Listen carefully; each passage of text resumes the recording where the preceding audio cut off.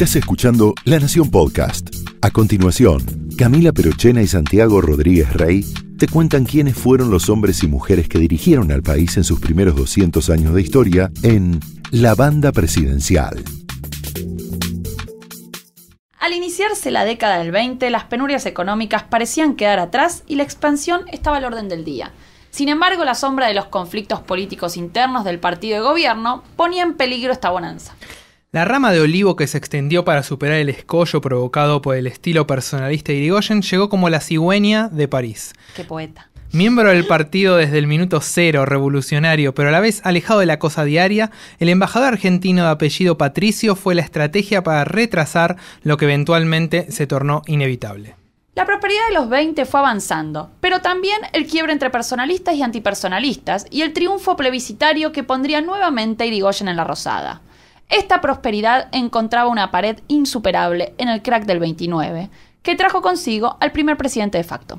En el episodio de hoy hablaremos del segundo gobierno de Irigoyen y de aquel representante de la alta alcurnia que llegaría a la presidencia a la mano del voto popular, Marcelo T. de Alvear. Mi nombre es Santiago Rodríguez Rey. Y yo soy Camila Perochena. Bienvenidos a la Banda Presidencial. Un sistema de vuelos espaciales. El país se encuentra bajo el control operacional de la Junta Militar. Conducir es persuadir, y al hombre siempre es mejor persuadirle que obligar. No somos nosotros el problema. En primer lugar, anuncio que el Estado argentino suspenderá el pago de la deuda externa. Para conocer una persona es tan importante lo que hace como lo que no está dispuesta a hacer. He decretado el estado de sitio en todo el territorio nacional. El radicalismo no lo mueve el rencor, el odio ni el deseo de revancha. Desde hace 10 años el radicalismo viene bregando por la normalización del país. ¡Mentira! ¡No existe la libertad sin justicia! Vengo a proponerles un sueño. Si quieren venir, que vengan, les presentaremos batalla.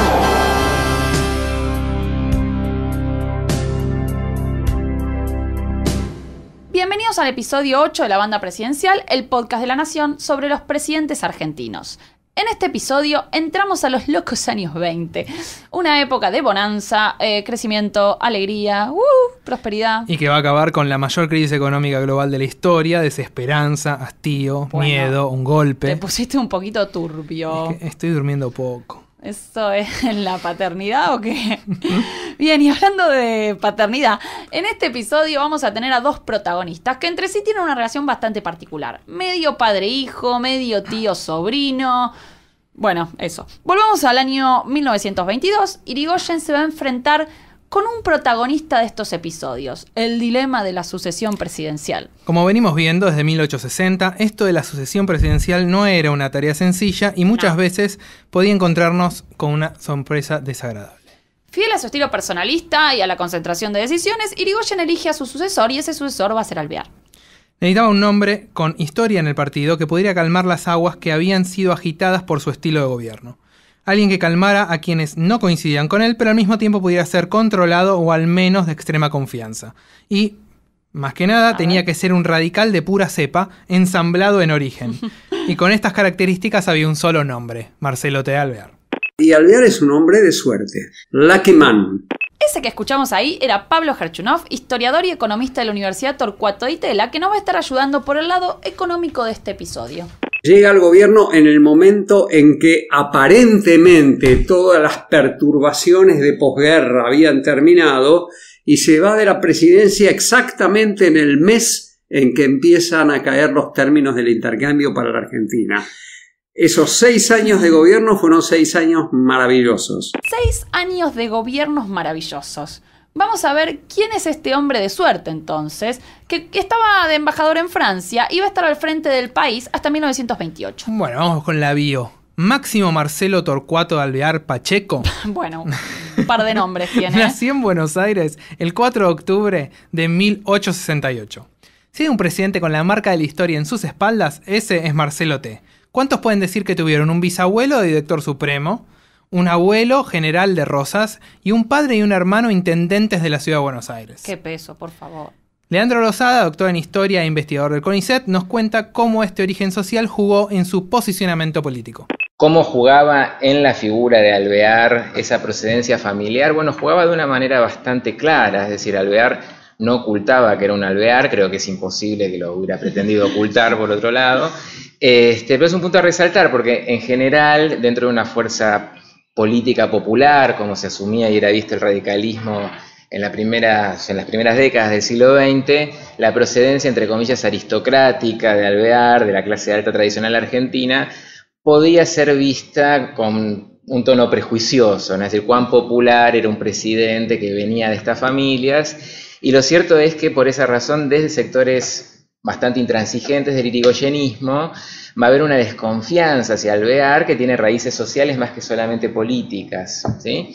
Pero eso, por otro lado, decía, no lleva a que Alvear no haya jugado con su procedencia social. Él incluso durante su presidencia inaugura un monumento a Carlos María de Alvear, que está todavía acá en la ciudad, y durante buena parte de su vida pública él va a insistir mucho con esta idea de que es un patricio argentino, que eso lo compromete con la vida pública del país, que tiene una moral cívica, que lo coloca en un puesto de excepción para conducir los destinos de la patria. Entonces, en ese sentido, Alvear hace también de sí mismo una figura política dotada de una excepcionalidad, ¿no? En la cual esa procedencia social juega un papel importante. El patricio comprometido fue alumno del Colegio Nacional de Buenos Aires, pero parece que no se caracterizó por ser un gran alumno. Marcelo, junto a otros amigos, eran conocidos más que nada como alborotadores públicos en este colegio. Sin embargo, estos cajetillas, hacia finales de la década del 80, van a dar el puntapié inicial para lo que eventualmente será la Revolución del Parque. En 1889, Alvear tuvo un rol importante en la organización del mitin en el Jardín Florida, un poco la presentación en sociedad de la Unión Cívica, que tuvo como orador principal a Leandro N. Alem. Y a partir de esta reunión, Alvear va a pasar a ser secretario de Alem. Sí, además va a participar de las revoluciones radicales del 90 y del 93, y de este periodo, de estas revoluciones, data su cercanía con Irigoyen. Incluso Alvear es de los firmantes del acta de fundación de la UCR de 1891. Como dijiste hace un ratito, pura cepa y ensamblado en origen el muchacho.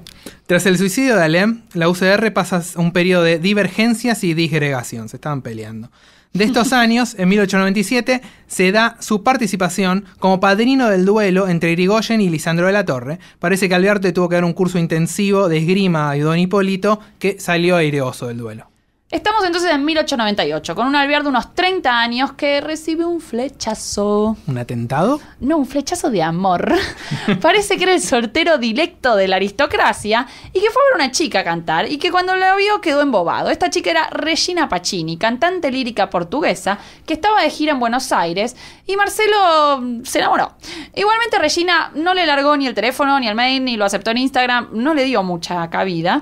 Y Marcelo no se dio por vencido, se fue a Europa a seguirla, alerta psycho, ¿no? Estuvo dando vueltas por Europa varios años, más o menos entre 1897 y 1912, ¿bien? En esos años casi que no estuvo en el país. Entonces, premio remo a Marcelo, que finalmente en 1907 se casó con Regina en Portugal, lejos de las críticas de Buenos Aires, que no podían creer que alguien de alta alcurnia se casara con una cantante. ¿Por qué? Incluso parece que Ángel de Alvear, ¿no?, uno de los hermanos, le pidió a Tomás Le Breton, que era amigo de Marcelo, que lo convenciera de dar marcha atrás con la boda. Unos pesados bárbaros. Regina claramente no entraba en el modelo de niña casadera y mujer de salón, que era el horizonte relativamente aceptado o bien visto para las mujeres de clase alta de ese entonces. No era una mujer independiente, con una carrera internacional propia y muy destacada. Ahora, también lo cierto es que cuando ella se casa con Alvear, se retira de su carrera lírica y se convierte después en una figura no recuerdo si está al uso de la expresión primera dama, pero como esposa del presidente con una visibilidad bastante importante. Yo creo que es la primera esposa presidencial con visibilidad propia en la historia argentina. Porque además, bueno, impulsa de la Casa del Teatro, es decir, tiene una actividad bastante importante en el mundo artístico y teatral de Buenos Aires y argentino en general. El Teatro Regina se llama así por ella. Así que en ese sentido también creo que le da un color a la figura presidencial de Alvear bastante original para la época, ¿no? Y ella lo sobrevive bastante, creo que fallece a mediados de los años 60, casi 20 años después que él. Bueno, Pero para ser primera dama, primero Alvear debía llegar a la presidencia, así que vamos a ver cómo fue dándose esto. En 1912, Alvear es elegido diputado nacional y vuelve de su residencia parisina para ejercer el cargo y empaparse de la política local.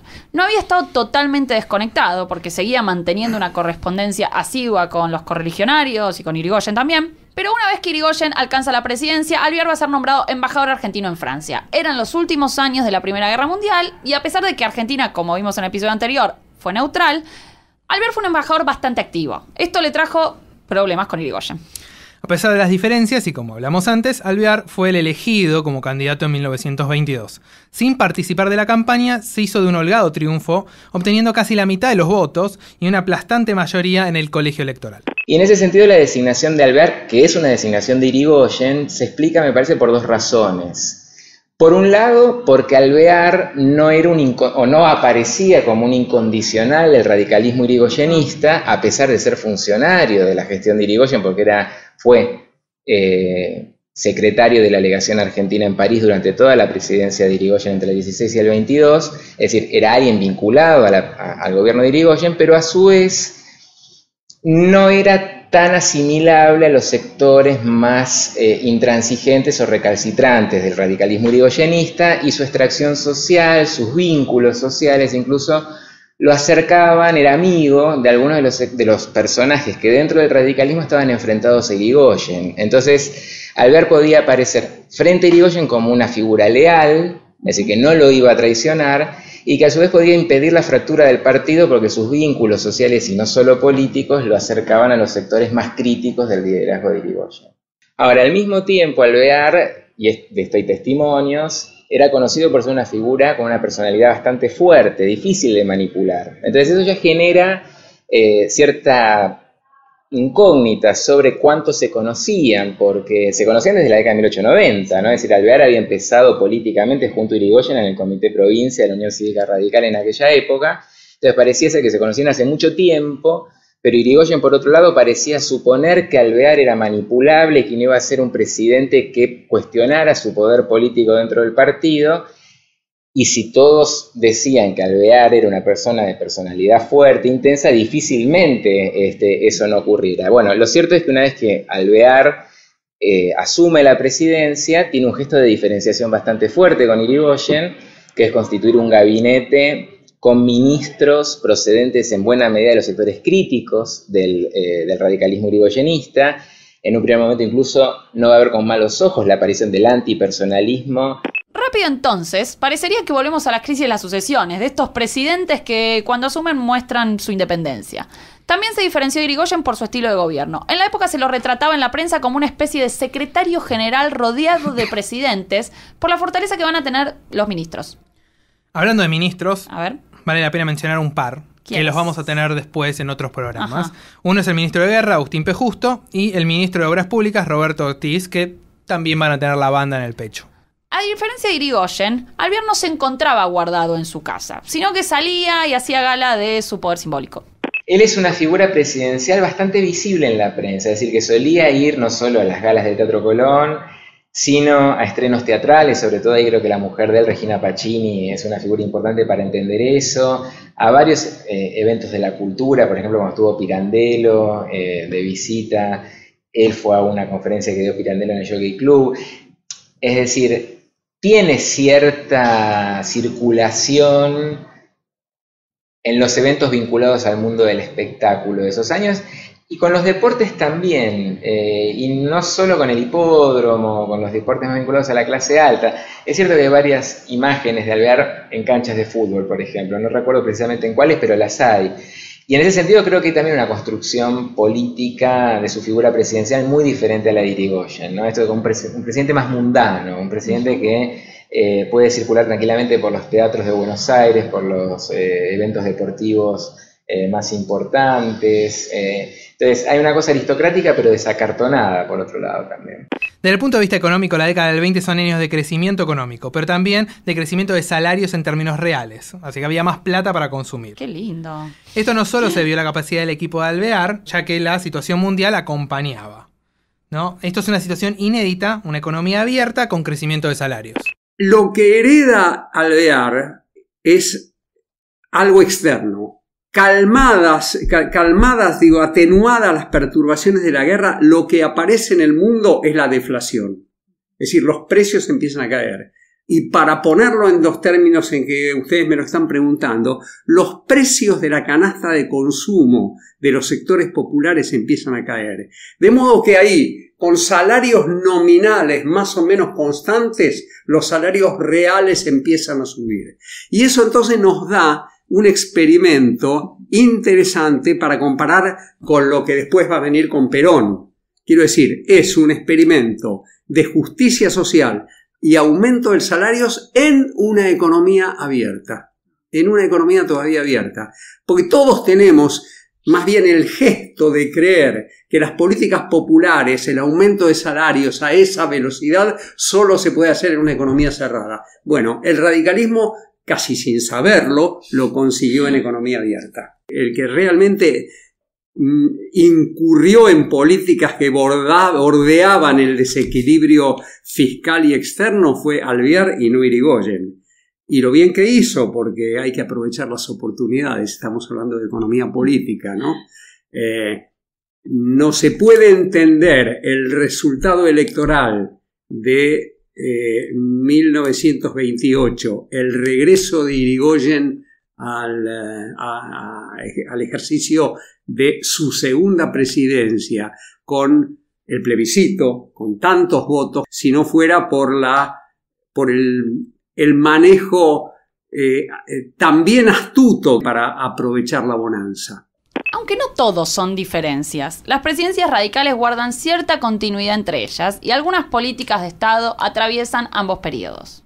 La principal es que tanto Irigoyen como Alvear le dan un lugar bastante importante al papel del Estado Nacional. Es decir, esta idea de una presencia muy fuerte del Estado en la sociedad es una continuidad clara entre la presidencia de Irigoyen y la de Alvear, incluso en materias con las que se asocia más Irigoyen que Alvear. El ejemplo clásico es la política petrolera, es decir, YPF la funda Irigoyen, es decir, la crea Irigoyen en uno de sus últimos gestos de gobierno, pero quien organiza la empresa y designa a Mosconi es Alvear, y eso va a significar una vocación centralizadora bastante fuerte, ¿no? Es decir, esto de que el Estado considere propiedad del Estado Nacional el subsuelo, que era entonces reivindicado por las provincias como propiedad de los estados provinciales. Entonces, en esa cuestión petrolera, por ejemplo, Alvear va a ser acusado de un excesivo centralismo a favor del Estado Nacional en detrimento de las provincias, de las autonomías provinciales. Así que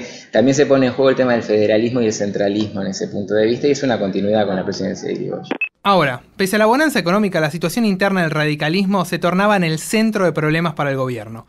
Esta grieta tiene varios puntos en los cuales va a ir explotando. Internas radicales, sí, ¿no? Claro. Un punto clave es la resistencia de Alvear de intervenir la provincia de Buenos Aires, que era el centro de poder de los personalistas, los que apoyaban a Irigoyen. La intervención, hipotéticamente, iba a permitir como un golpe de la organización de los que estaban con Irigoyen. Al mismo tiempo, los que apoyaban a Irigoyen se le hacían bastante difícil a Alvear en el Congreso. Por eso Alvear se apoyaba en los conservadores y en los socialistas. Quizás los mayores problemas que tuvo Alvear durante su presidencia son estrictamente políticos y tienen que ver con la división del radicalismo, ¿sí? Es decir, como planteaba antes, Alvear tiene el dilema de cómo ser un presidente con peso propio, no quedar como un apéndice de Irigoyen, y al mismo tiempo cómo no siendo independiente de Irigoyen no ser acusado de antirradical. Entonces, en ese contexto tan difícil es que él tiene que enfrentar esta división entre el radicalismo antipersonalista y el radicalismo irigoyenista, que en un primer momento él parece apuntalar, pero finalmente desmarcarse. Entonces, el problema fundamental de la presidencia de Alvear es la división del radicalismo, y es una división de la que él, apenas terminada su presidencia, sale debilitado, ¿no? Por esto que comentaba antes, que será muy desconfiado, muy criticado de los sectores irigoyenistas, pero al mismo tiempo no valorado por los sectores antipersonalistas, que entienden que no hizo nada para impedir que Irigoyen volviera a ser presidente. Como este es un juego de A2, le preguntamos a Gerardo Boicarles qué es lo que estaba haciendo Irigoyen mientras se iba desarmando y resquebrajando el radicalismo en el poder, y si participó activamente en la erosión del poder de Alvear. Y esto nos contó. Irigoyen sigue actuando a través de sus hombres fieles, del Pidio y demás, pero nunca propone una ruptura con Alvear. Hay en el fondo una confianza de Irigoyen en que Alvear nunca va a llegar a hacer lo que hizo Gallo, digamos.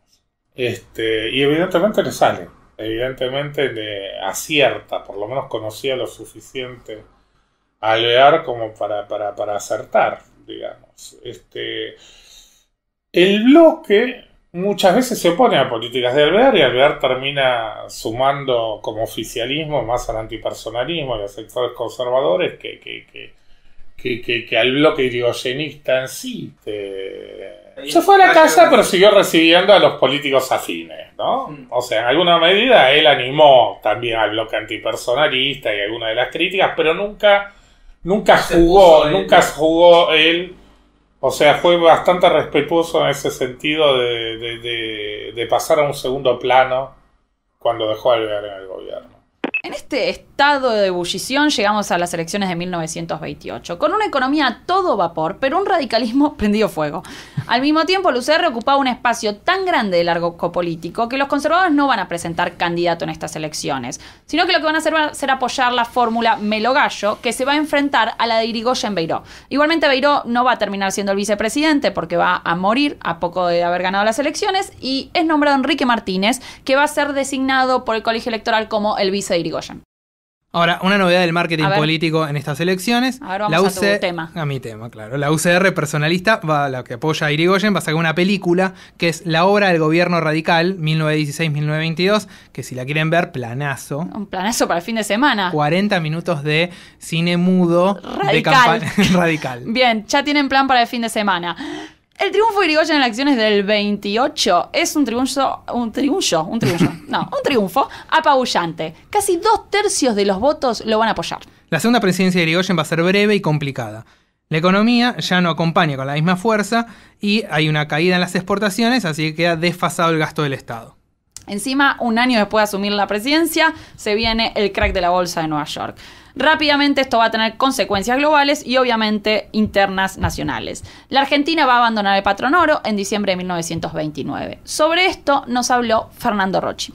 La segunda presidencia de Irigoyen, que fue breve por el golpe de Estado, o sea, no llegó a estar un año, 2 años en el gobierno, tiene características interesantes. En primer lugar, cuando Irigoyen gana en 1916, los que no están de acuerdo con Irigoyen no saben que va a ocurrir algo que se va a repetir después con el peronismo, que es que estos partidos ganan elecciones cada vez con más votos. Una cosa era tolerarlo Irigoyen pensando que después lo sucedía otro, lo sucedió Alvear, que era un radical bastante más irigoyenista de lo que la gente piensa, y que tenía una relación personal con Hipólito Yrigoyen, que le escribía poesías, mi maestro. Y lo peor en el año 28, donde la candidatura de Hipólito Yrigoyen saca casi el 62% de los votos, que es lo histórico de los presidentes argentinos que han sido más votados. Perón le ocurre lo mismo. Y entonces ya la grieta anti-irigoyenista es imposible para ponerlo en algún término. Fíjense que el radicalismo ha teñido de tal manera la política nacional que la candidatura que se opone a Irigoyen, que es la de Melo-Gallo, está compuesta por 2 radicales, nada más que son anti-irigoyenistas, son antipersonalistas. O sea, el radicalismo ha entrado en la política de una manera demasiado grande para algunos, y bueno, si una persona gana con el 62% de los votos, esperar que pierda su sucesor es difícil, y bueno, es una persona que se vuelve intolerable para sus opositores en esta grieta tan grande. Se atribuye inclusive persecuciones y asesinatos a algo llamado el clan radical con K, que perseguía a los opositores.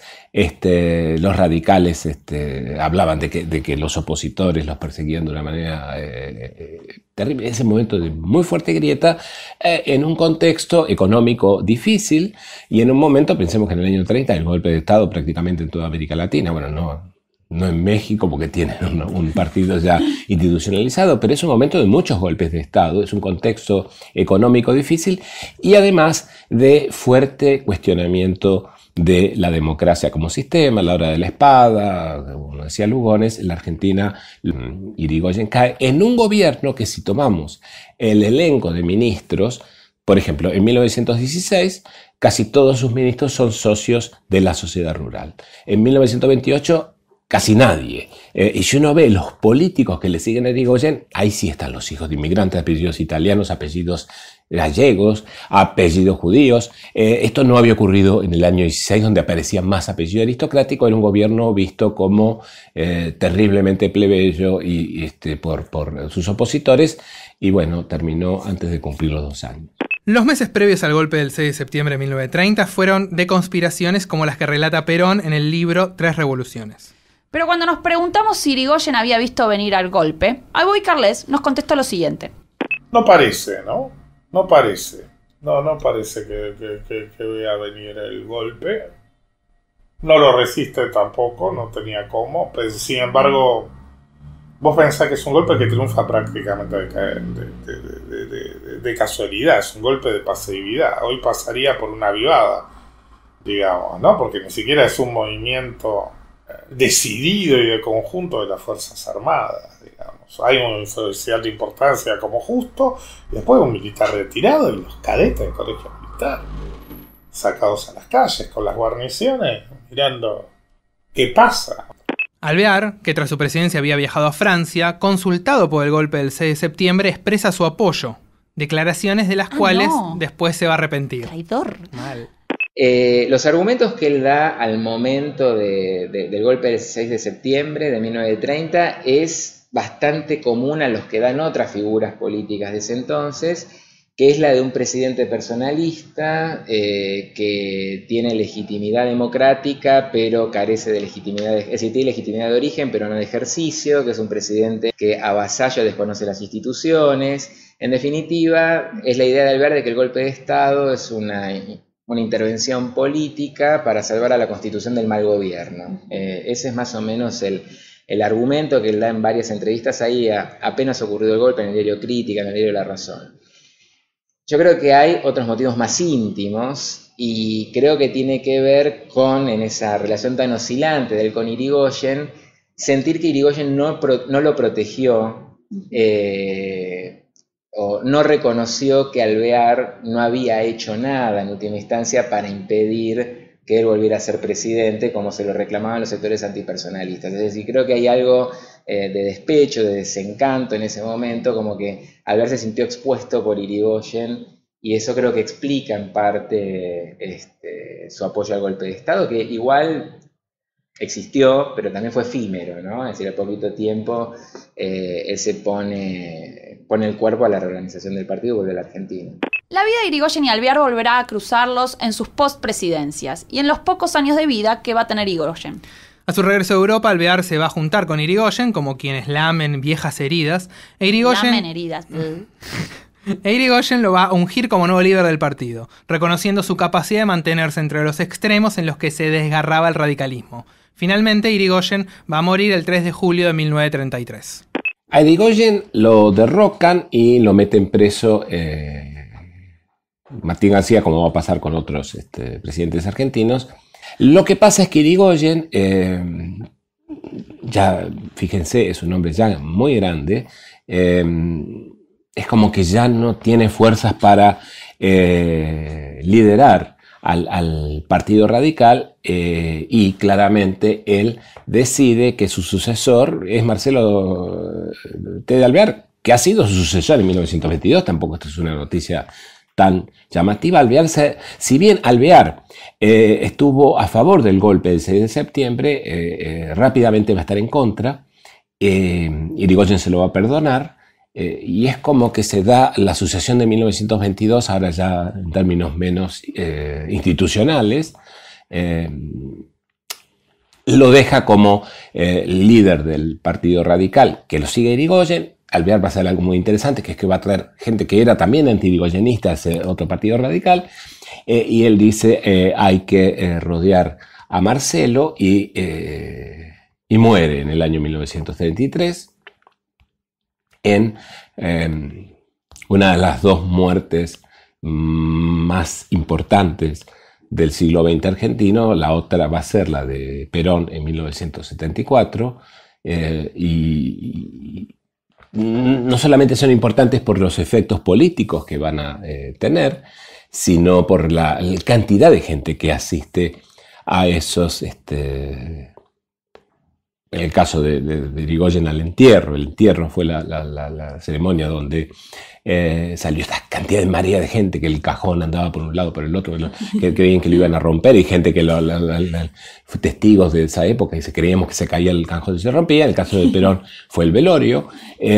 Masas que transformaron a una persona que había sido presidente, había sido líder, en un mito ya cuando estaban muertos. El camino de Alvear tras su presidencia y la designación como presidente del partido es el de una reconversión, podríamos decirle. Ya no es el dandy, el cajetilla, el secretario general de un gabinete, sino que se va a dedicar a viajar por el país para revitalizar y despertar un poco al radicalismo. Esta era una tarea difícil. En 1931 su candidatura como presidente fue bloqueada y luego va a perder las elecciones del 37. Además va a tener enfrentamientos internos porque había quienes apoyaban el abstencionismo, como en particular una línea joven del radicalismo que fue fundada en el 35, la Fuerza de Orientación Radical de la Joven Argentina, Forja. Muy bien. Bueno, el Alvear de los 30 quizás es el Alvear políticamente más interesante. A ver. Porque es una figura bastante diferente a la que había sido en su presidencia. Es decir, si en la presidencia queda este retrato de un Alvear que hizo un buen gobierno a pesar suyo, ¿no? Por los favores del contexto, por la lucidez de su gabinete o lo que fuera, él en los 30 tiene una presencia política personal bastante fuerte, por muchas razones. Por un lado, porque es el que se pone al frente de la reorganización del partido, un partido radical que después del golpe de Estado estaba al borde de la disolución, muy dividido, pero además muy dañado justamente por la expulsión del poder de Irigoyen. Él vuelve en el año 31 y cuando digo que pone el cuerpo y pone el bolsillo, ¿no? Él va a ser el que financia además esa reorganización partidaria y sorprendiendo a propios y extraños, él no va a tener una actitud negociadora o conciliadora ni con la dictadura de José Félix Uriburu, ni con Agustín Justo, cuando Agustín Justo empieza a proponer una salida institucional, ¿no? Cuando ya fracasa una propuesta corporativa en el momento de Uriburu, y por lo tanto Alvear se va a convertir en un opositor bastante intransigente, tanto a Uriburu como a Justo, y a tal punto es así que Uriburu va a vetar su candidatura presidencial para las elecciones de noviembre de 1931, y después, lo deporta, ¿no? Lo deporta del país. José Félix Uriburu, que había sido compañero de Alvear en el Colegio Nacional, lo expulsa del país al mismo tiempo que veta su fórmula, y después ya con Justo presidente, que había sido el ministro de Guerra de Alvear, Justo lo encarcela 2 veces a Alvear en la isla Martín García, a raíz de las azonadas revolucionarias del radicalismo a inicios de los años 30. Entonces él ahí en esos primeros 2 o 3 años de la década de 30 tiene una presencia y una participación política en la que se expone muchísimo. Después, digamos, la gran encrucijada política que tiene Alvear en la década del 30 es si el radicalismo debe volver o no a la participación electoral. Pero avanzando los años, está claro que Alvear advierte que si el Partido Radical no vuelve a participar en elecciones, el partido se desbanda. Entonces es en esa situación que él decide que el partido vuelva a participar en elecciones, y eso le va a traer un alto costo político, porque si bien era razonable políticamente que un partido debía participar en competencias electorales para seguir existiendo, el retorno a las elecciones le va a valer la crítica de ser complaciente con aquellos que habían expulsado al radicalismo del poder, ¿no? Hay un episodio bastante grotesco, digamos, porque es un Alvear ya de 74 años, a principios del año 41, no recuerdo si es en un acto de la Convención Nacional, sí es un acto de la Convención Nacional, en donde él está hablando en un teatro de la capital federal, y terminan tirándole sillas desde los palcos, los sectores más intransigentes y juveniles del partido en ese momento, ¿no? Para que Alvear es un símbolo de ese radicalismo complaciente con la oligarquía justista. Y esa es su última aparición pública. Él fallece poco después, en marzo del 42. Finalmente, Alvear fallecería en su casa de Don Torcuato el 23 de marzo de 1942. Su figura no es de las más recordadas dentro del UCR, pese a haber sido un presidente exitoso. Sin embargo, no vemos bustos o cuadros de Marcelo Teo, no los vemos tanto en comités partidarios. Leandro Losada nos explica o nos da su interpretación al respecto. Es raro eso, ¿no? Es decir, porque a mi modo de ver es una figura más que condenada, es decir, no sé si es polémica, me parece que genera indiferencia. Es decir, la actitud hacia Alvear es la indiferencia más que la condena, ¿no? Dentro del radicalismo, en las historias que se escriben del radicalismo desde los años 40, es una figura sí muy cuestionada por su desempeño frente al golpe de Estado de 30 contra Irigoyen y frente a esa reorganización partidaria a la que se acusa de complaciente con los conservadores, ¿no? Así que me da la impresión que Alvear, por los propios radicales, nunca fue una figura revalidada, y aún así es el presidente radical cuya gestión se puede considerar más razonable, incluso más ordenada, más exitosa. Todos los indicadores de la presidencia de Alvear en términos económicos y sociales son positivos, a diferencia de Irigoyen, de Frondizi, de Ilia, de Alfonsín, de la Rúa, ¿no? Así que bueno, pero está en ese lugar. Yo creo que hay un prejuicio social también muy fuerte contra él. Y así llegamos al final de este episodio, que nos deja en la puerta de una nueva etapa donde la democracia empieza a verse hackeada. Les agradecemos mucho a Leandro Losada, Pablo Garchunov, Gerardo Boy-Carles y Fernando Rocchi por sus intervenciones en este episodio. Y como hacemos en todos los episodios, les recomendamos un libro. En este caso, el libro de Leandro Losada, Marcelo Teo Alvear, revolucionario, presidente y líder republicano, para conocer más de este importante personaje que vimos hoy. Como en todos los episodios, preguntamos quiénes deberían ser los presidentes en nuestro Mount Rushmore, y Leandro Losada nos dijo esto.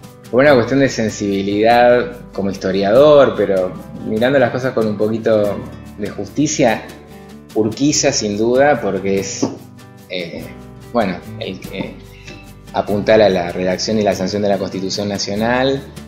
Mitre, porque avanza, ¿no?, en ese proceso de unificación nacional. No puedo no mencionar a Roca, que quizás es más polémico, ¿no? Por lo menos en los últimos tiempos, que Mitre y que Urquiza. Digo, polémico por la conquista del desierto y demás, pero Roca, sin lugar a dudas, es quien afirma la autoridad política, territorial del Estado argentino. Y Roque Sáenz por la reforma electoral de 1912. Me fugo hacia el siglo XIX, digamos, principio del siglo XX. Pero yo creo que sí es más con la idea de Monte Rushmore, ¿no? Sí. De padres fundadores. Yo creo que esos cuatro tienen una estatura muy superior a los que vinieron después. Les recomendamos suscribirse al podcast para no perderse la salida del próximo episodio de La Banda Presidencial, cuando tenemos la llegada del primer presidente de facto, José Félix Uriburu, y la llegada de Agustín P. Justo a la Rosada, con una concepción novedosa, como vamos a ver, del poder presidencial y algunas innovaciones que encontramos hasta hoy. Hasta entonces, yo soy Santiago Rodríguez Rey. Y yo soy Camila Perochena. Adiós.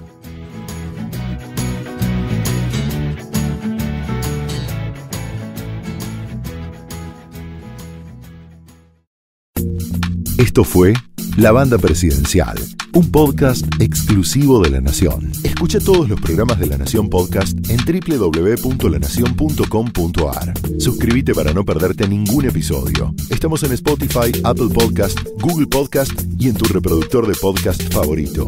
Seguí escuchando La Nación Podcast.